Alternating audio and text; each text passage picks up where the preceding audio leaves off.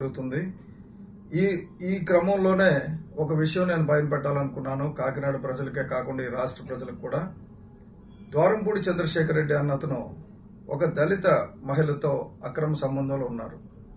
సహజీవనం మరి అది కరెక్టో తప్పో పక్కన పెడితే ఆమెకు గర్భవతి అయినప్పుడు ఆమెను తీసుకెళ్లి స్కానింగ్ చేయించి మగబిడ్డ ఆడబిడ్డ తెలుసుకుని ఉంచాలని చెప్పేసి స్కానింగ్ చేయించిన విషయం, అలాగే ఆమెకు డెలివరీ ఎక్కడైంది, ఎప్పుడైంది, ఆ తర్వాత పుట్టిన బిడ్డకి తలనీలాలు ఈయన ఒళ్ళో కూర్చోబెట్టుకుని తిరుపతిలో తీసిన విషయాలు, ఆ తర్వాత గత సంవత్సరంగా ఆమెని విపరీతంగా బెదిరింపులు. ఎందుకంటే ఆమె పబ్లిక్ గా నాకు నా లైఫ్ నాకు కావాలి, నాకు గుర్తింపు కావాలి, నేను నీ భారీగా ఉండాలి అంటే అది కుదరదు, నువ్వు మూలన ఉండాలా అన్న పద్ధతిలో ఆయన చేస్తున్న వ్యవహారం.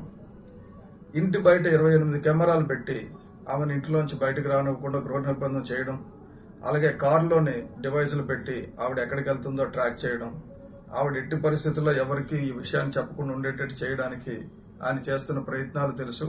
ఒక మహిళ తన హక్కు గురించి, తన బిడ్డ భవిష్యత్తు గురించి బాధపడుతుంది కాబట్టి ఇది నేను పొలిటికల్ గా తీసుకోలేదు. ఇది ఆ మహిళ తరపునే నేను జనసేన పార్టీ ఆమెకు అండగా ఉంటుంది. నేను మీడియా ద్వారా చెప్పడం జరుగుతుంది. జనసేన పార్టీ ఏ మహిళకైనా అన్యాయం జరిగితే తప్పకుండా అండగా ఉంటామమ్మా.